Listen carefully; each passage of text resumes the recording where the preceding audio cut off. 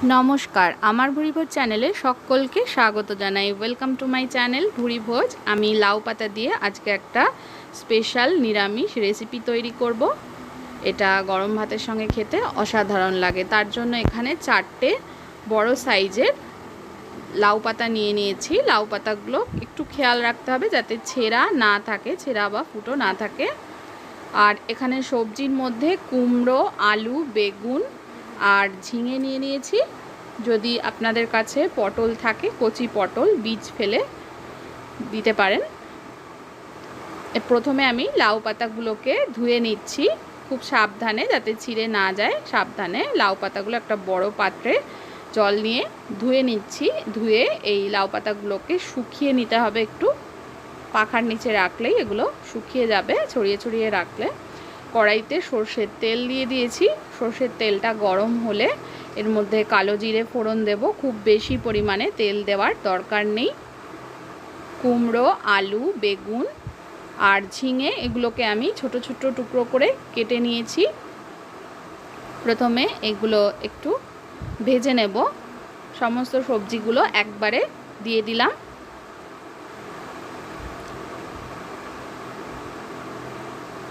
এগুলো ভাজা ভাজা করে নিচ্ছি।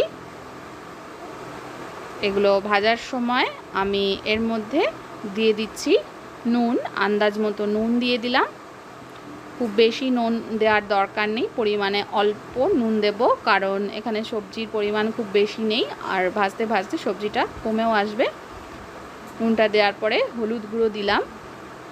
1-1.5 মিনিট ভেজে নেওয়ার পরে কিন্তু আমি নুনটা দিয়েছি। প্রথমেই নুনটা দিলে জল বেরিয়ে যাবে, সেজন্য কিছুক্ষণ ভেজে নিয়ে তারপরে দিলাম। এবার দিয়ে দিচ্ছি কাঁচা লঙ্কা।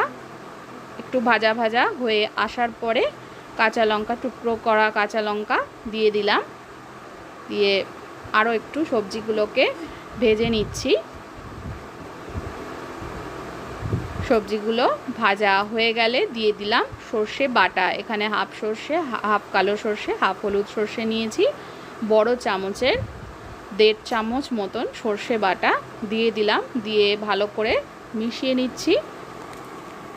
যদি আপনাদের কাছে নারকেল কোড়া থাকে তাহলে সর্ষের সঙ্গে বেটে দিতে পারেন। সবজিটা রান্না হয়ে গেলে শেষে কাঁচা তেল একটু সবজির সঙ্গে ভালো করে মিশিয়ে নেব। কাঁচা তেলটা মিশিয়ে কিন্তু গ্যাসটা অফ করে দেব, কাঁচা তেলের গন্ধটা যাতে থাকে। এখানে 1 কাপ ময়দা নিয়ে নিয়েছি। ময়দাটা জলে গুলে একটা ঘন ব্যাটার তৈরি করে নেব। মনে রাখবেন ব্যাটারটা কিন্তু ঘন হবে, তাই একবারে চট করে বেশি করে জল দিয়ে দেবেন না, অল্প অল্প করে জল দিয়ে গুলে ব্যাটারটা তৈরি করে নেব।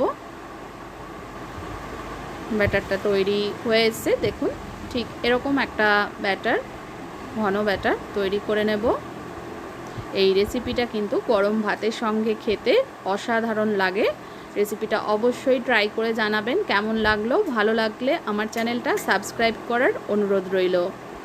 ব্যাটারটা তৈরি হয়ে যাওয়ার পরে একদম সামান্য একটু নুন দিলাম। নুন দেওয়ার পরে এর মধ্যে দিয়ে দিচ্ছি কালো জিরে। আর কিছু এর মধ্যে দেব না, এই দুটো ইনগ্রিডিয়েন্টসই দেব। দিয়ে দুটো ইনগ্রিডিয়েন্টসকে ভালো করে ময়দার সঙ্গে মিশিয়ে নিচ্ছি। আর ময়দাটা খুব ভালো করে ফেটিয়ে নিতে হবে, তাতে কোনো দানা এর মধ্যে না থাকে। ভালোভাবে ফেটানো হয়ে গেছে। দেখুন পাতাটা শুকিয়ে একটা থালার ওপরে রেখেছি।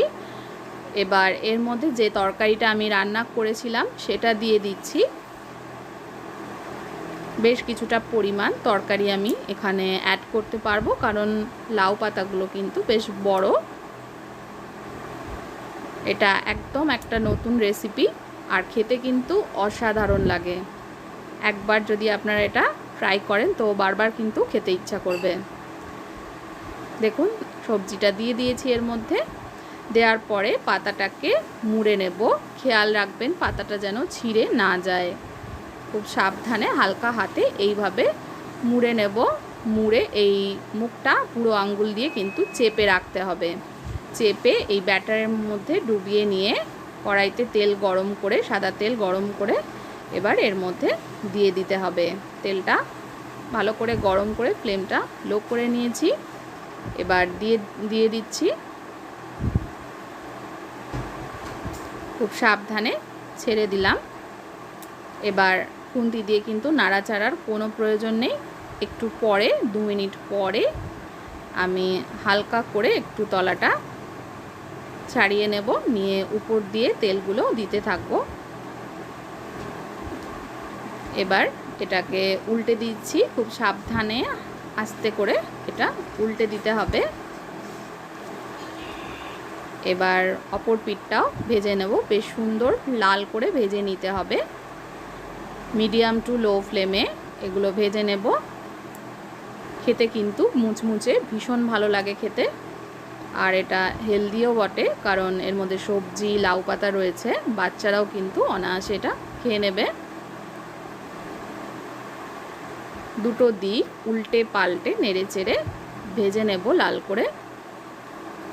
দেখুন একটা ভাজা হয়ে গেছে। এইভাবে বাকি সমস্ত বড়াগুলো, লাউ পাতার বড়াগুলো ভেজে নেব। আরও একটা দিয়ে দিলাম, এটাও ভালোভাবে ভেজে নেব দুটো পিঠ। দেখুন লাল করে ভালো করে ভেজে নিয়েছি। এই ভাজাটা অবশ্যই গরম গরম খেতে হবে। লাউ পাতার ওপরে এইভাবে সার্ভ করে দেব।